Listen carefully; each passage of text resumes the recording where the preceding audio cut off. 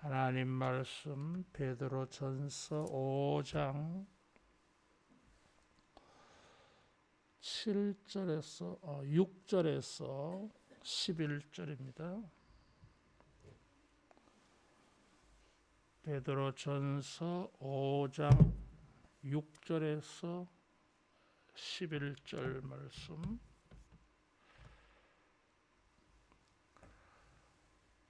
그러므로 하나님의 능하신 손 아래에서 겸손하라. 때가 되면 너희를 높이시리라.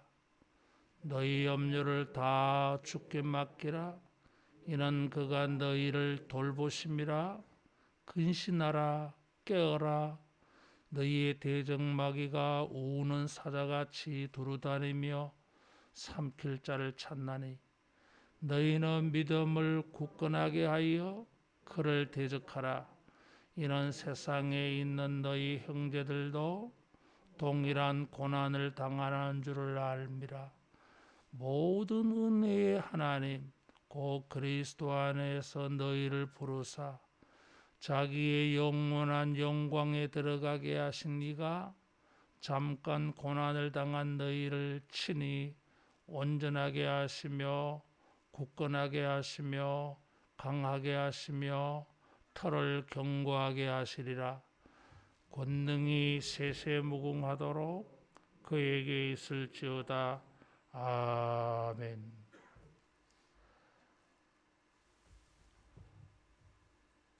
사도 베드로는 고난당하는 성도들을 위로하고 격려하기 위하여 예수님의 고난을 적용해서 말씀을 했어요. 이제 그런 모든 말씀을 마무리하면서 베드로는 다시 한 번 더 고난당하는 자들이 하나님의 은혜를 입어서 영원한 영광에 들어간다고 소망을 밝혀주고 있습니다. 잠깐 고난을 당하지만 주님은 자기의 영원한 영광에 들어가게 하시리라. 여러분, 우리가 세상에서 고난을 당하는 것이 영원한 영광에 들어가는 주님의 복을 만나는 이런 통로로 믿으시기를 바랍니다. 고난 당하는 자들이 그 고난을 이기고 영원한 영광에 들어간다고 하는 것은 하나님의 은혜가 없이는 불가능해요. 이 고난 속에서 승리하여서 영원한 영광에 들어가는 주님의 은혜가 필요해요. 예수님이 고난 당하시고 부활 승천하셔서 영원한 영광에 들어갔습니다. 그래서 우리는 고난 당할 때에 이런 영원한 영광에 들어가게 되는 궁극적인, 종말적인, 결론적인 이런 은혜가 필요해요. 베드로는 그런 은혜를 우리가 주님에게 받을 것이다, 받기를 소원한다, 이런 희망이 아니고, 희망적인 표현이 아니고 받을 것이다, 그렇게 표현하고 있어요. 여러분, 우리가 고난당할 때에 주님이 틀림없이 우리를 도와주시는 일이 있을 줄로 믿습니다. 1장 5절에 보면 그 능력으로 보호하심을 입었다 그랬어요. 고난당할 때에 하나님의 능력으로 보호하심을 입었다. 과거에도 지금도 미래에도 하나님의 능력으로 보호하심을 입을 것이 확실하기 때문에 입었다. 과거로 표현해 버리는 것입니다. 이스라엘 사람들에게 히브리어에는 이런 표현 방법이 있어요. 미래의 일인데도 틀림없이 100% 완벽하게 그대로 되어질 것은 미래의 일을 과거 시제로 표현해 버려요. 확신의 표현입니다. 여러분, 우리가 고난 당할 때에 주님이 우리를 돌봐 주실 줄로 믿습니다. 하나님은 결코 우리에게 무관심하지 않습니다. 그렇게 할 수가 없어요. 예수님을 희생시켜서 구원하여 대속한 백성들인데 우리 한 사람 한 사람을 구원하기 위하여 예수님이 이런 희생을 치르셨는데 그 백성들이 고난당할 때에 주님이 모른 척 할 수 있습니까? 못합니다. 그래서 도와주십니다.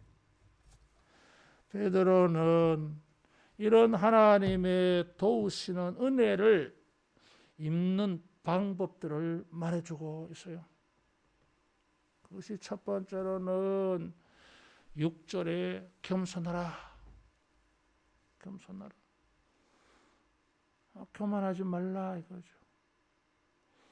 왜냐하면 하나님은 겸손한 자에게 은혜를 베푸시기 때문에 이런 일반적인 원리가 적용되어져요. 고난당할 때에도 하나님의 도우시는 은혜를 입으려면 마찬가지입니다. 겸손해야 돼요. 그러면은 주님이 우리를 높여주신다 그래서요. 그래서 여기 이 겸손은 그냥 단순히 자기를 낮추는 그런 겸손과는 차이가 있습니다. 여기 겸손하다고 하는 것은 고난당할 때에 겸손하다고 하는 것은 하나님의 능하신 손 아래에서 그래서 하나님의 능하신 손 여기 능력을 표현해요. 하나님의 능하신 손 아래에서 겸손하라.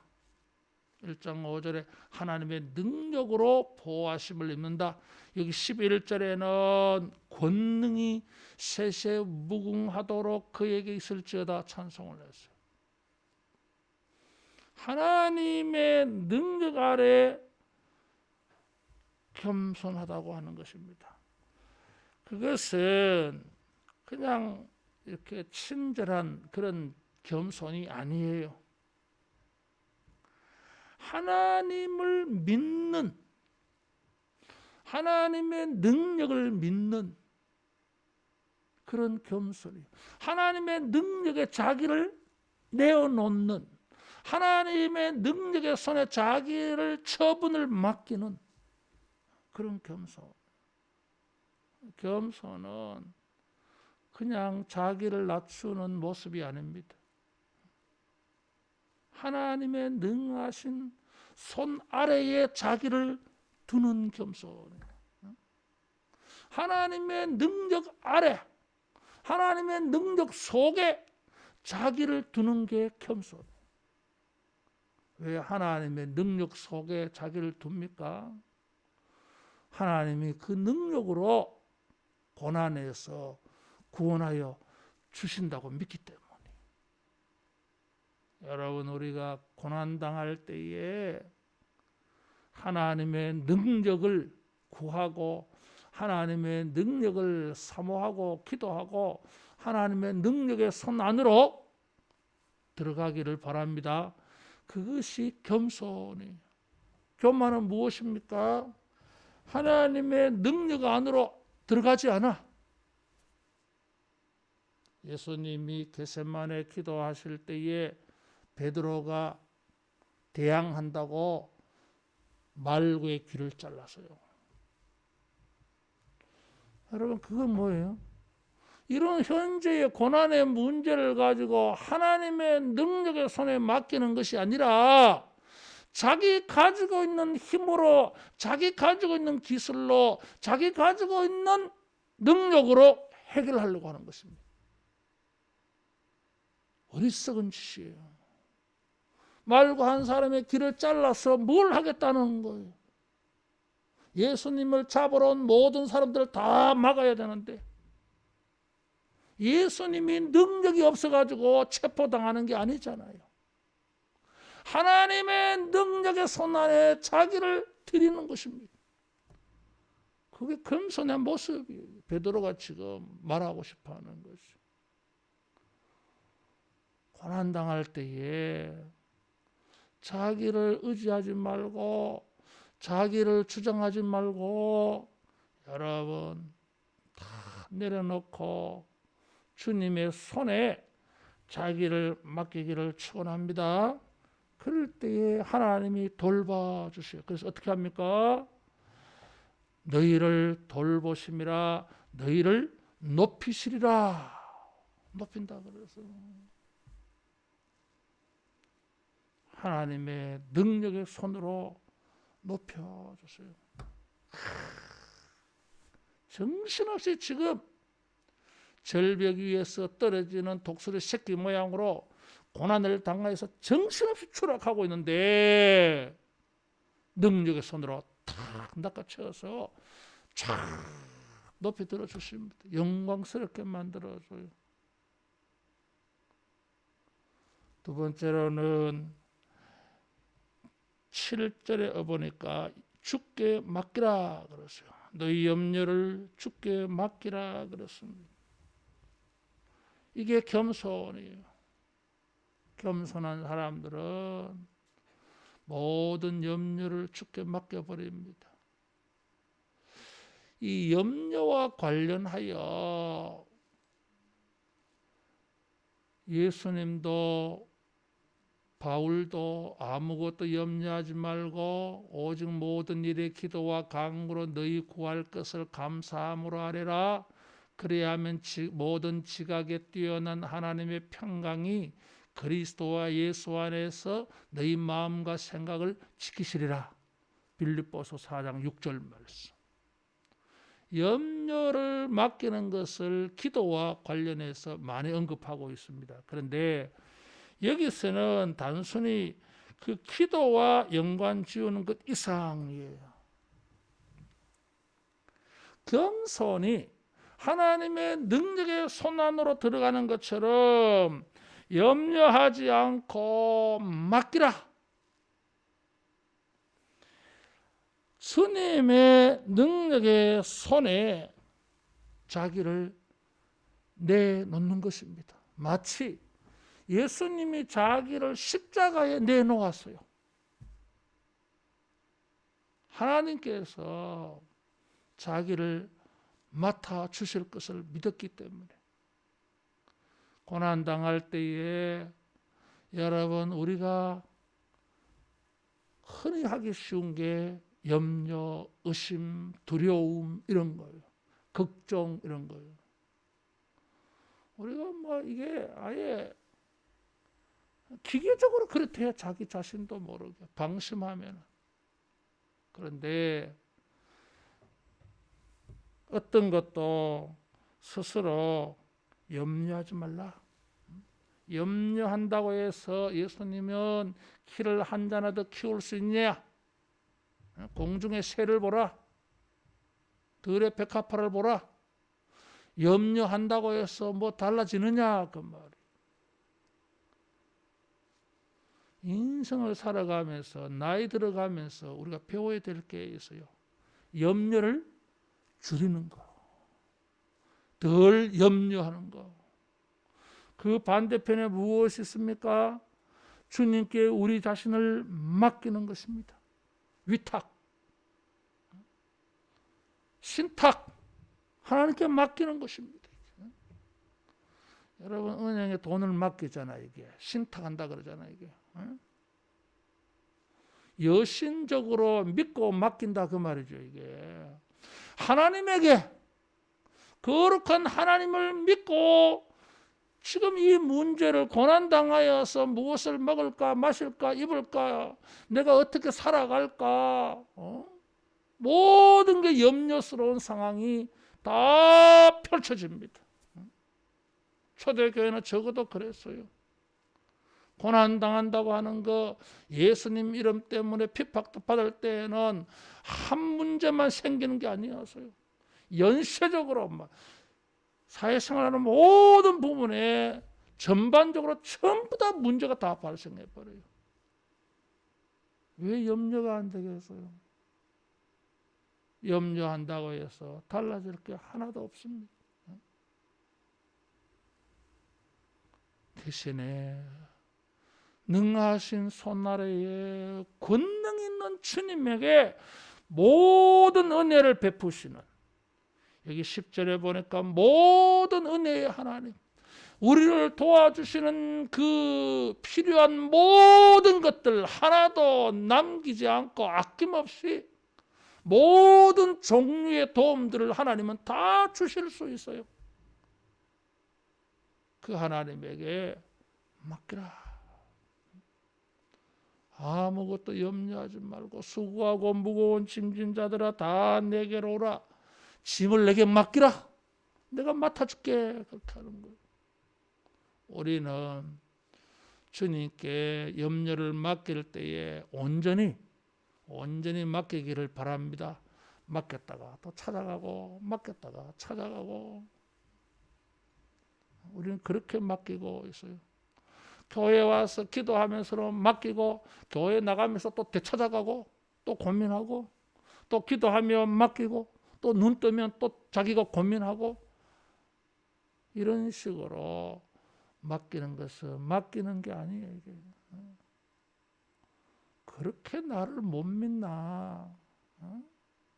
맡겼으면 내가 알아서 책임지고 해줄게. 뭘 맡겨놓고 또 의심하고, 맡겨놓고 또 의심하고, 맡겨놓고 불안하고, 맡겨놓고 또 걱정하고.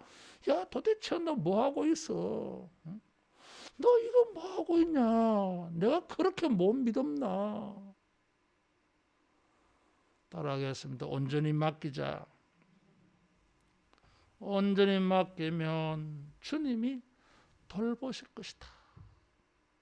여러분, 고난 가운데에서 주님께 온전히 맡기는 이런 믿음으로 우리 하나님께서 모든 종류의 은혜를 베풀어 주셔서 돌봐 주시는, 우리를 도와주시는, 우리를 권고하시는 이것이 체험되어지기를 축원합니다.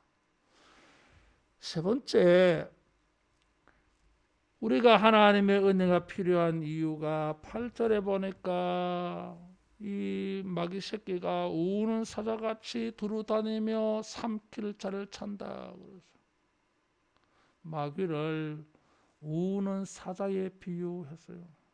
배가 고파서 으르릉 어디 먹을 게 없나? 쥐새끼 한 마리라도 먹어야 되겠어. 너무 배가 고파가지고 마귀가 우리를 집어 삼키려고 이렇게 지금 돌아다니고 있어요. 이 마귀가 우리를 대적을 해요.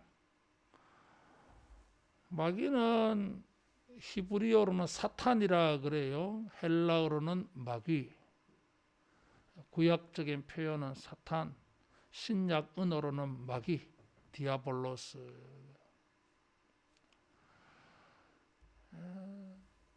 이 여러 가지 이름이 있어요. 원래 이 뜻은 고발자, 참소자, 고발하는 사람, 마귀예요. 욥기 1장에 보니까 마귀가 세상을 두루 다니다가 와서 하나님에게 욥을 말하잖아요. 욥을 참소 고발하려고 그래 지금. 삐딱하게 말하잖아. 이게 내 종 욥을 유의하여 보았냐 하니까 이거 하나님 복을 주셔서 욥이요 하나님 저렇게 잘 믿는 것처럼 하지요. 그 세속적이고 물질적이고 육체적인 현실적인 복을 다 빼앗아 보세요. 하나님 믿는 거예요? 안 믿어요. 하나님 속지 마세요. 거기 빈정거리잖아 이게. 그리고 하나님께서 아니요. 그럼 내기합시다. 해보자. 하나님 자신 있어. 그게 막이에요 이게. 할 수만 있으면 택한 자라도 넘어지게 하는 것이 막이에요 이게. 이 마귀를 대적이라 그래서요. 원래 법정적으로 법원에서 참소, 고소, 고발하는 자를 마귀라 하였는데 베드로는 법정적으로 말하지 않아. 대적이라고 말하고 있어요. 누구를 대적하는 거예요? 하나님을 대적한 게 마귀였어요. 루시퍼. 하나님의 영광의 권위에 도전한 게 마귀였어요. 그래 안 되니까 하나님의 백성들을 이제 집적거리는 거야 이게. 하나님하고는 안 되니까 하나님의 백성들을 대적을 해요 이게. 그래서 때로는 사자같이 아주 포악한 거야. 때로는 뱀같이 간교하게, 때로는 광명한 천사같이 사람들을 속여요. 천사로 등장하기 때문에 마귀인 줄을 몰라. 천사 같은 게 뭐예요? 나를 막 도와줄 것 같아. 정말 나를 도와줄 것 같아. 나의 모든 염려를 해결해 줄 것 같아. 마귀가 예수님에 나타나서 절만하면 다 줄게 이게. 그래서 사람들이요 잘 속아 넘어가요 이게. 그래서 완전히 멸망에 이르고 마는 것입니다 이게. 이런 마귀가 사자같이 뱀같이 광명한 천사로 가정해서 그 방법으로 우리를 삼키려고 합니다. 삼킨다고 하는 것은 사자가 배가 고픈데 뭘 하나 발견을 해가지고 그저 씹지도 않고 들이키는 걸 말해요. 얼마나 사탄이 우리를 잔인하게 파괴시키는지 그 능력을 보여줘요. 자, 이럴 때에 겸손하게 염려를 주께 맡기면서 세 번째, 우리가 어떤 은혜를 입어야 됩니까? 주님이 돌봐주셔서 승리하는 영광을 얻는 이런 도움을 만나려면 따라하겠습니다. 근신하라, 깨어라. 근신하라, 깨어라. 그래서요. 4장 7절에도 보면 만물의 마지막이 가까웠으니 그러므로 너희는 정신을 차리고 근신하여 기도해라. 근신을 4장 7절에서 기도와 연결해서 말한 적이 있어요. 깨어라. 이것도 예수님이 겟세마네 동산에서 잠시 1시 동안도 깨어 있을 수 없더냐? 나와 함께 깨어 기도할 수 없더냐? 근신하라 깨어라를 기도와 연결 지어서요. 근데 지금 5장에서는 단순히 기도만 연결 지우는 게 아니에요. 근신은 절제를 말해요. 마귀가 지금 우리를 물어 삼키려고 사자같이 지금 오고 있는데 방심해가지고 그냥 날 잡아 먹어라 이렇게 있을 수 없잖아 이게. 그래서 막아내려고 정신을 차리고 긴장을 해서 뭔가 준비를 하잖아 이게. 그 준비할 때에 여러분 자기 절제가 생겨요. 쓸데없는 짓 하지 말고, 쓸데없는 짓 하지 말고 마귀와 싸워서 이기는 것만 해야 될 거 아니야. 전쟁이 일어나면 이것저것 다 해가지고는 전쟁에 집중할 수가 없어요. 그게 근신이에요. 이게. 절제해서 자기를 통제해서 원수 마귀와 싸워서 하나님의 도우시는 은혜를 입으려고 자기를 컨트롤, 절제해야 돼. 다스려야 돼요. 깨어 있는다고 하는 것은 보초가 적군이 오나 안 오나 할 때에 살펴보는, 정신 차리고 있는 걸 말해요. 졸지 않고. 여러분, 우리가 근신하여 깨어 정신 차리고 있기를 바랍니다. 사탄이 지금 우리를 물어 삼키려고 오는 것을 분별해야 됩니다. 졸다가는 분별이 잘 안 돼요. 지정신 아니야. 몽롱해가지고.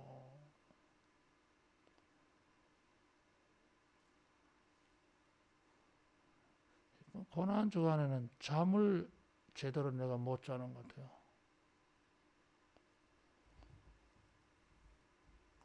새벽기도 설교 마치면 막 몽롱해. 간밤에도 계속 지금 그런 현상이. 그래서 좋습니다. 내가 설교 준비하겠습니다. 하루 종일 설교 준비하고서도 오늘에도 2시 5분에 눈 떠지더라고. 어제는 2시 한 반쯤 눈 떠지더니. 그래 또 설교 원고 또 켜놓고 또 들여다보고 묵상하고 또 쉬고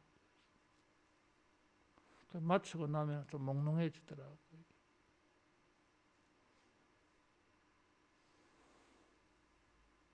이렇게 비몽사몽간 잠이 덜 깬 상태에 이게 말이요, 저기 오는지 안 오는지. 졸면은 모르잖아요, 이게.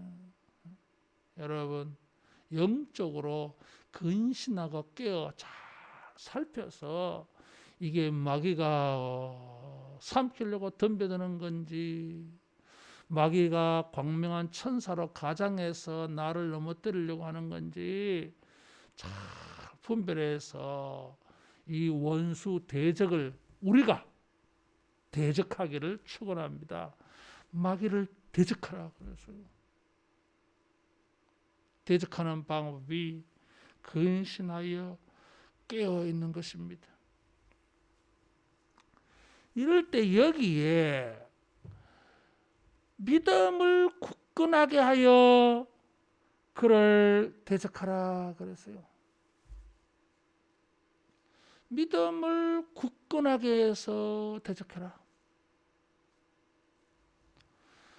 굳건하게 한다고 하는 말이 11절에도 나와요. 굳건하게 하시며. 굳건하게 한다는 말을 베드로전서 2장에는 돌, 반석, 모퉁이돌, 거치는 돌 가지고 말했어요.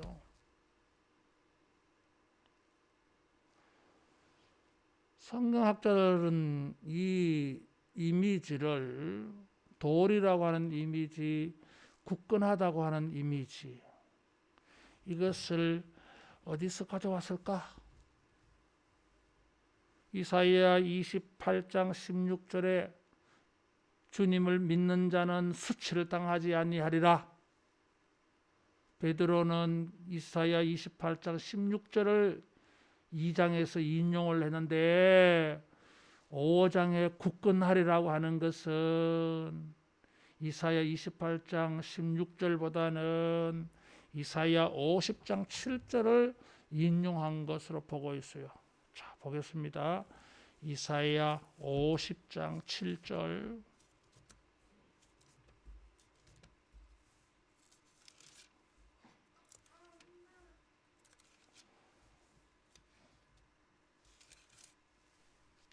이사야 50장 7절 같이 봉독합니다.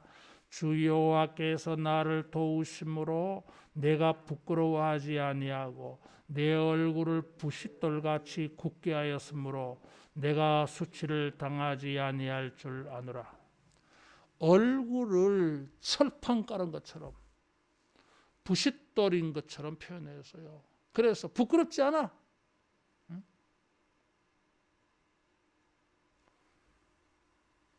믿음을 굳건하게 한다고 하였을 때에 근신하여 깨어서 겸손하게 하나님의 능력 속에 자기를 내어놓고 하나님의 도움을 구합니다.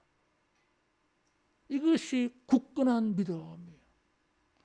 불안스러운데, 걱정스러운데, 두려운데 가만히 있을 수가 없어서 뭐라도 해야 될 것 같은데 다른 거는 자기가 가만히 보니까 아무 소용도 없는 것 같아.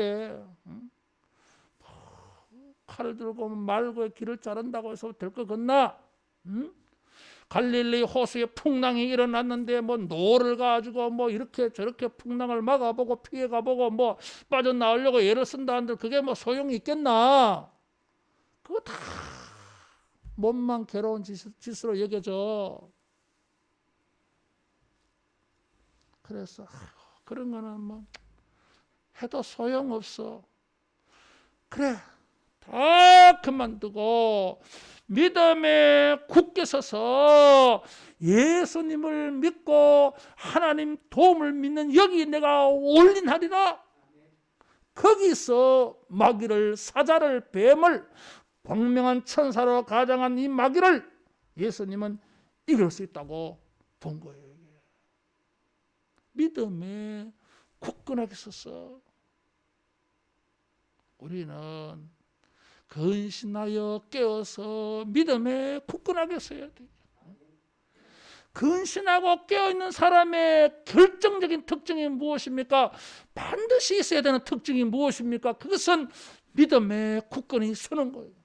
근신했다고 말하는데, 깨어있다고 말하는데 그게 믿음이 보이지 않냐면 그건 깬 것이 아니에요. 이게. 그래서 다른 여러 구절에서는 기도로 깨어있으라고 말하고 있는데 베드로는 지금 믿음에 굳건하게 서서 근신하고 깨어라 그 말이에요.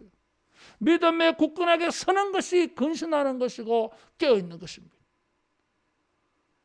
고난은 믿음으로 우리가 견뎌낼 수 있고 이겨낼 수 있습니다. 예수님은 반석이 되셔서 마귀를 이기셔서요. 흔들지를 못했어요. 왜? 반석이야. 안반이야, 안반. 마귀가 아무리 흔들어 대려고 해도 40일 금식 기도하고 난 다음에 이렇게 저렇게 막 흔들려고 해도 하나도 예수는 흔들리지 않아. 반석이요, 반석. 굳건하셔서요. 성경을 인용해서 하는데도 예수님은 하나님의 말씀을 믿고 하나님의 섭리를 믿고 하나님의 능력을 믿고 조금 다 흔들려서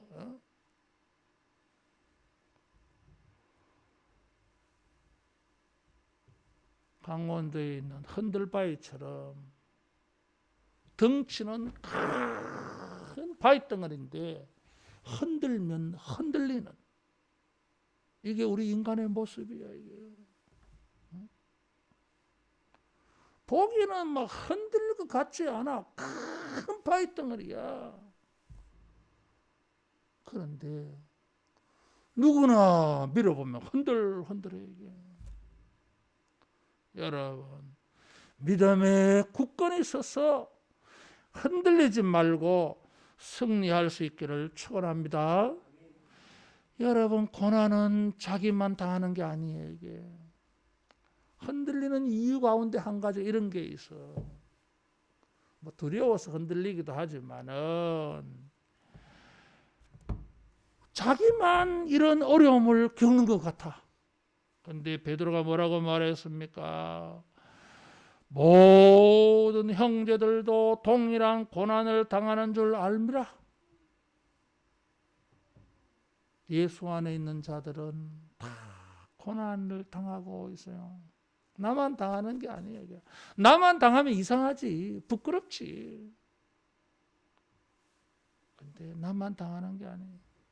동일한 고난을 당한다 그래서요. 왜 고난을 동일하게 당한다고 표현하느냐 하면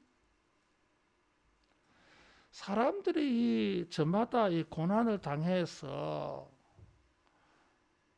다 합쳐가지고 예수님의 남은 고난을 완성시킨다, 이런 의미예요. 이게. 그래서 왜 모든 사람이 고난을 당합니까? 응? 고난 안 당하는 사람도 있습니까? 없어. 모든 사람이 고난을 당해.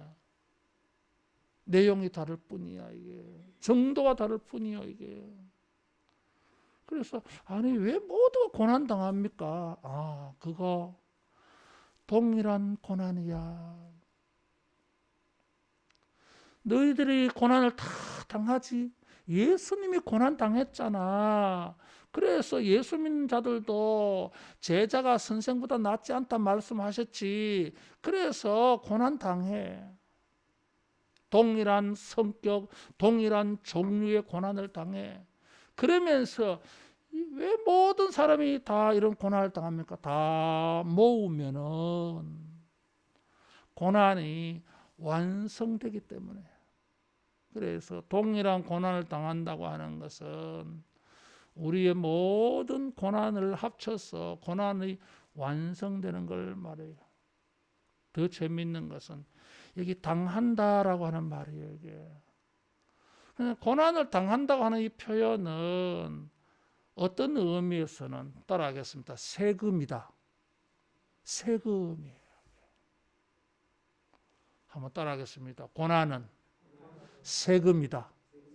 그런 말이에요. 고난을 당한다고 하는 게. 여러분, 세금은 왜 내는 겁니까? 나라의 살림을 위해서, 또 뭐 혜택을 많이 받았어. 그래서 니도 뭔가 거기에 대해서 의무를 행해라. 세금이에요. 그리스도의 고난의 은혜를 우리가 많이 받았어. 그리스도의 고난의 은혜를 입었으니 그리스도의 고난도 좀 감당해야 되지 않겠느냐, 이런 거예요. 시간이 많이 갔네요. 토요일이라서 좀 길게도 될 것 같아서 했는데, 자, 정리를 하겠습니다. 진짜는 10절에 있는데, 이런 고난을 당하는 우리들이 모두가 승리하면 좋은데 베드로처럼 실족하기도 하잖아요. 실패하기도 하잖아요. 믿음을 지키지 못하기도 하잖아요. 자, 그럴 때 주님이 베푸신 은혜가 네 가지가 있어요. 첫째는 온전하게 한다 그랬어요. 온전하다고 하는 것은 뼈가 어긋난 걸 정상으로 맞추는 걸 말해요. 이게 지금 고난을 당하여서 승리해야 되는데 실패해버려서, 그때 주님은 회복시킨다, 그런 말이에요. 회복시켜서 두 번째로는 굳건하게 하시며, 여러분 이제 이 부러진 팔을 회복을 시켜놨는데 이게 약하잖아. 그래서 정상적으로 회복이 되려면 그냥 모양만 이렇게 회복돼서 되는 게 아니에요. 이게 강해야 돼. 굳건해야 돼. 이게 힘이 나타나야 돼. 그래서 회복된 것이 지켜지는 게 굳건한 거예요. 세 번째, 지켜질 뿐만 아니라 이것이 이전처럼 이제 힘을 발휘해야 돼. 마귀를 전에는 이기지 못했는데 이번에는 하나님이 회복시켜줘서 승리하게 만들어야 돼. 그것이 강건이에요. 이게. 마지막에 털을 견고하게 한다 그래서요. 털을 견고하게 한다고 하는 것은 안정된 거, 흔들리지 않아. 이제 마귀가 아무리 공격을 해도 실패한 전에는 실패하였지만 주님의 도우시는 은혜를 힘입어서 온전하게 되어지고 굳건하게 되어지고 강건하게 되어지니까 이제 안 흔들려. 흔들리지 않아. 전에는 그렇게 큰 바위 같이 보였는데 찝쩍거리니까 흔들흔들 하더니 이제는 막 꼼짝도 안 해. 할렐루야. 여러분, 우리가 믿음에 굳건하게 설 때에 반석같이 되어져서 흔들리지 않게 되어질 줄로 믿습니다. 주님은 그렇게 도와주십니다. 이런 말을 하다 보니까 베드로가 축도가 나온 거예요. 지금 권능이 세세 무궁하도록 그에게 있을지어다. 그래서 신약학자들은 10절 11절에 베드로식의 축도라고 말해요. 베드로식의 축도야 이게. 권능은 누구에게 있습니까? 오직 하나님에게만 세세 무궁하도록 하나님에게만 영원한 권능이 있어. 이 말이 무슨 말이에요? 마귀가 제 아무리 우리를 흔들려고 한다 할지라도 물어 집어뜯어 삼키려고 한다 할지라도 권능이 하나님께 있습니다. 유일한 권능이에요. 이게 하나님은 그 권능으로 우리를 보호해 주실 것이고 승리하게 주실 것이다.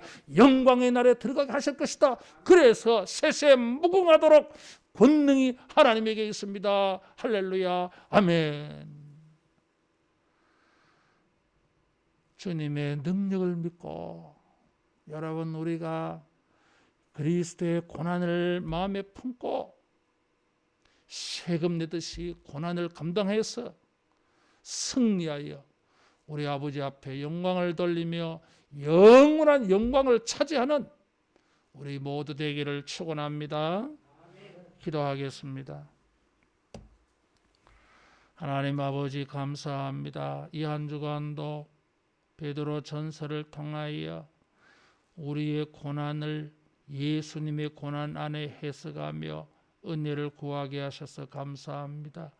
고난당할 때마다 문득문득 이 말씀이 성령으로 기억나게 하여 주셔서 우리 모두가 겸손하며 주님께 맡기며 근신하며 깨어서 믿음의 굳건히 서서 승리하게 하여 하나님께 영광 돌리는 우리 모두 되게 하여 주시옵소서.